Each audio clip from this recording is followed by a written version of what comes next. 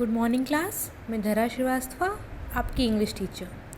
बच्चों, हम लोग द इनॉर्मस टर्निप की स्टोरी पढ़ रहे थे।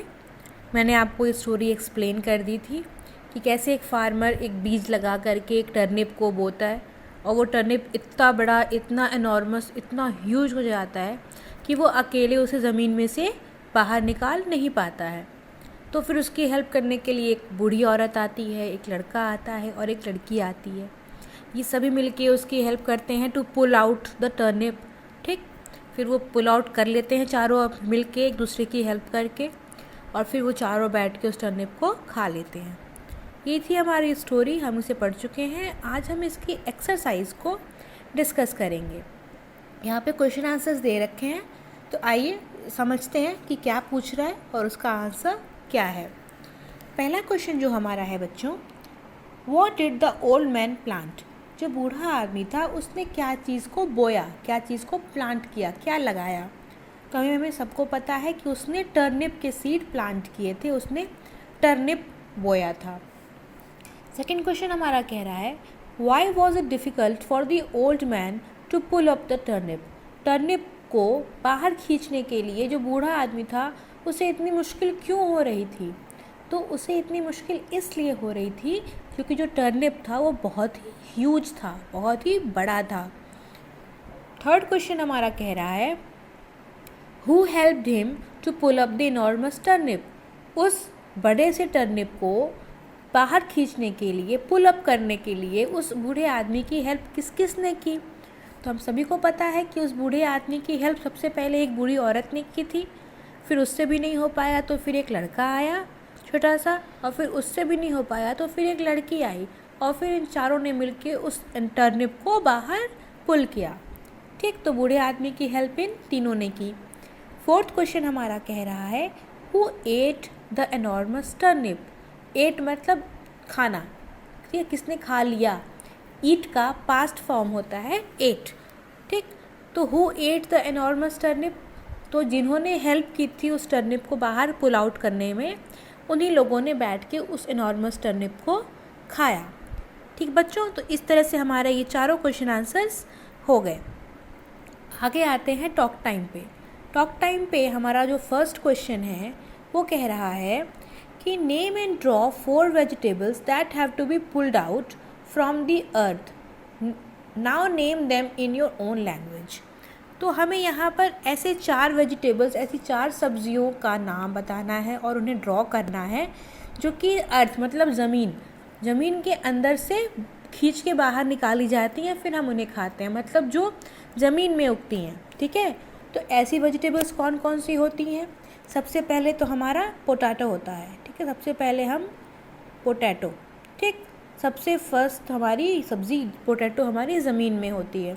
सेकेंड हम अपना ऐड कर सकते हैं अनियन, प्याज। ठीक है, अनियन भी ज़मीन के अंदर ही होता है बच्चों। सेकेंड हम कैरेट लिख सकते हैं। ठीक, कैरेट, गाजर सभी को पता है। ठीक, ये भी ज़मीन के अंदर ही होती है। और फोर्थ हम जिंजर भी लिख सकते हैं, रेडिश भी लिख सकते हैं। ऐसी बहुत सारी वेजिटेबल्स होती हैं, तो हम यहाँ पर जिंजर लिख लेंगे, यानी कि अदरक। तो अब हम इन चारों के डायग्राम इन चारों बॉक्सेस में बनाएंगे और इन्हें हम अपनी लोकल लैंग्वेज में क्या कहते हैं। जैसे पोटैटो को हम आलू कहते हैं, और क्या कहते हैं, अनियन को हम प्याज भी कहते हैं और कांदा भी कहते हैं, कैरेट को हम गाजर कहते हैं और जिंजर को हम अदरक कहते हैं। तो इन चारों के हम ये वाले नाम, लोकल नाम भी साथ में लिखेंगे। ठीक, तो ये हम सभी कर लेंगे बच्चों। आते हैं हम आगे नेक्स्ट में। नेक्स्ट क्वेश्चन कह रहा है, लेट्स गो शॉपिंग, मतलब शॉपिंग करने चलते हैं। क्वेश्चन कह रहा है, how many vegetables can you find in this मेज़। मेज़ मतलब जो जाल दे रखा है, यहाँ पर हमें ये जाल बना रखा है। ठीक है, इस जाल के अंदर हमें सर्कल करने हैं सब्जियों के नाम। ठीक, सब्जियों के नाम यहाँ साइड में दे रखे हैं, कैरेट है, पीस है, बीन्स है, टर्निप है, टोमेटो है, पोटैटो है।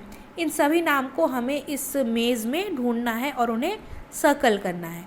ठीक, एक यहाँ पर हमारे लिए एग्जाम्पल के लिए कर रखा है, जैसे कि ये पोटैटो। ठीक, ये देख रहे हैं ना आप, ये पोटैटो।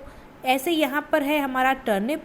ठीक है, तो इस तरह से आप बाकी के नाम को भी ढूंढेंगे, इसी जाल में आप ढूंढेंगे और उसके बाद से फिर हम इन्हें सर्कल करके क्लियर कर लेंगे कि हमें वो वेजिटेबल्स मिल गई हैं जो कि हमें बाहर दे रखी हैं। ठीक है बच्चों, तो इस तरह से हमारा ये हो जाएगा। एक और मैं करके दिखा देती हूँ आपको। ये रहा हमारा कैरेट, ठीक, कैरेट। तो ये भी हमारा हो जाएगा। आइए थर्ड क्वेश्चन पे चलते हैं। थर्ड क्वेश्चन कह रहा है गेम ऑफ ऑपोजिट्स। यहाँ पे कुछ वर्ड्स दे रखे हैं जिनके हमें ऑपोजिट लिखने हैं। ऑपोजिट मीन्स उल्टा, ठीक। जैसे पुल, पुल मतलब खींचना, तो खींचने का उल्टा क्या होता है? ढकेलना, ठीक है, आगे की ओर पुश करना। तो पुल के साथ हमेशा हम उसका ऑपोजिट पुल लिखते हैं, ठीक। Push pull, push pull. ऐसे ब्लैक, ब्लैक का ऑपोजिट क्या होता है? तो हमें पता है कि ब्लैक का ऑपोजिट वाइट होता है, ठीक है। ऐसे ही ट्रू, ट्रू मतलब सच, सत्य। तो ट्रू का हमें पता है कि ऑपोजिट हमेशा फॉल्स होता है, ठीक है। ये हमारा फॉल्स हो गया। इसके बाद आ जाते हैं राइट। तो राइट का ऑपोजिट हमारा रॉन्ग होता है, ठीक है। तो ये हमारे वर्ड ऑपोजिट भी हो गए। नाउ अब ये जो भी एक्सरसाइज मैंने आपको दिखाई है यहाँ पर, ठीक है, ये आप आज करेंगे, ठीक है। और इसके आगे की एक्सरसाइज जो भी है हमारी, वो हम नेक्स्ट क्लास में डिस्कस करेंगे। जैसे कि हमारा टीम टाइम है, लेट्स राइट है और वोकैब है, ठीक। ये हम अपने नेक्स्ट क्लास में डिस्कस करेंगे। आज के लिए हम इतना ही रहने देते हैं। मैं दिए गए सभी क्वेश्चंस के आंसर्स भी आपको साइड बाय साइड प्रोवाइड कर दूंगी। आपको ये कॉपी में करने हैं, ठीक। और ये आपको ये ड्रॉ करना है, ये चारों जो मैंने बताया है, ठीक है। ड्रॉ करके अपनी कॉपी में बनाएंगे और सुंदर बनाएंगे, अच्छा कलरफुल भी बना सकते हैं। तो कहीं भी डाउट होगा तो आप मुझसे पूछ सकते हैं, मैं यहीं पर हूँ। पढ़ते रहिए, घर पे रहिए, सेफ रहिए।